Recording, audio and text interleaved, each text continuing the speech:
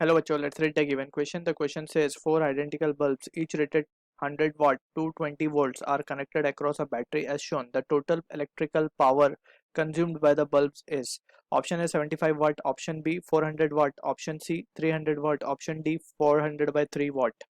So about the bulb we can say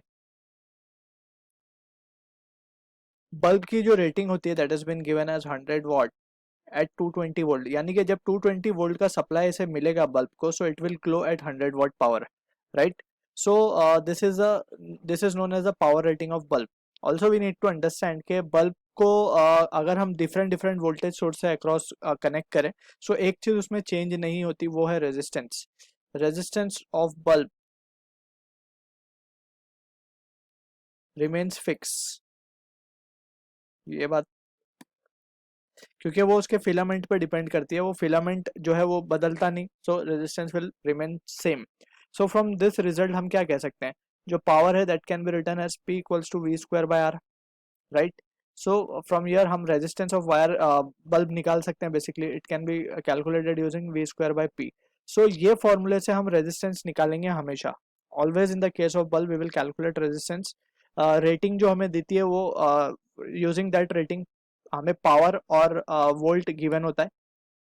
सो उसकी मदद से we can calculate the resistance of bulb, और वो हमेशा बल्ब का रेजिस्टेंस उसके फिलामेंट पर डिपेंड करता है. And across the different different source resistance हमेशा फिक्स होगा, रेजिस्टेंस चेंज नहीं होता, ठीक है, फॉर अ पर्टिकुलर बल्ब. अब बात करते हैं, also we need to understand कि अगर कोई रेजिस्टेंस सीरीज में है, so just we add it up because same current flows, and when they are in parallel, so voltage across each of the resistance will be the same. All right. और parallel का combination formula is 1 over R equivalent equals to 1 by R1 plus 1 by R2 plus 1 by R3 and so on, ठीक है ना. So also ये जो result है हमारा power का, that is V square by R, इसी को और भी फॉर्म में हम लिख सकते हैं, that is I square R, that is the potential difference, या फिर power across the external circuit भी हम इस फॉर्मूले को कहते हैं, that is I square R. So different form by Ohm's law we can derive, right? So now using this result we'll try to answer the given question. अब यहाँ पे हम देख सकते हैं कि we have 4 bulb, जिसमें से 3 तो हमें पैरेलल में दिख रहे हैं क्लियरली. पैरेलल में कैसे दिख रहे हैं, अगर मैं मान लूँ कि ये पॉइंट का वोल्ट 0 वोल्ट है और यहाँ पे V है, सो ये भी V हो जाएगा, ये भी V हो जाएगा, एंड यहाँ पे तो सब जीरो ही है. ये भी 0 पॉइंट वोल्ट है, ये भी 0 है, right. So accordingly we can say कि potential difference across 3 bulbs are same. So ये तीनों ही पैरेलल में आ जाएंगे.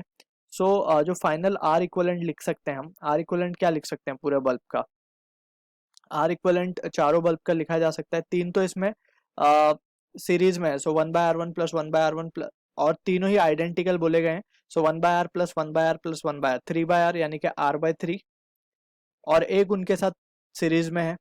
ये तीन तो पैरेलल में, एक उसके साथ सीरीज में, so just we will add it up, so ये हो जाएगा 4R बाय 3. अब R की वैल्यू हमें निकालनी होगी, so using this result will calculate the value of R. Now we can say यहाँ पे निकाल लेते हैं. Now resistance of bulb will be V square by P. अब V स्क्वायर क्या है हमारे पास, 220 का स्क्वायर, पावर कितनी गिवन है 100 watt, so this result comes out to be 484 ohm. So this is the resistance of one bulb we are getting.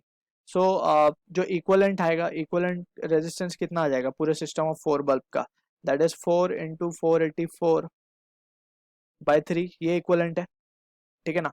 अब from this we can से हमें चाहिए क्या, we are interested in electrical power, total electrical power, right. So हम क्या लिख सकते हैं, so we can write P equivalent will be equals to, in terms of resistance हमें लिखना है, so V square upon R equivalent, right. अब यहाँ पे we can see V square means 220 का square again divided by R equivalent हमें मिला है 4 इंटू 484, और ये 3 को हम ऊपर शिफ्ट कर सकते हैं, क्लियर. सो यहाँ पे जब हम इसे सॉल्व करेंगे, सो P इक्वलेंट क्या आ जाएगा हमारे पास, 220 का स्क्वायर जब करेंगे तो 48400 आएगा. So that will be giving the answer as 300 by 4, and that is equals to 75 watts. So this is the uh, electrical power consumed by the total electrical power consumed by the 4 bulbs. So option A is the answer to the question. I hope you understood the solution. All the best.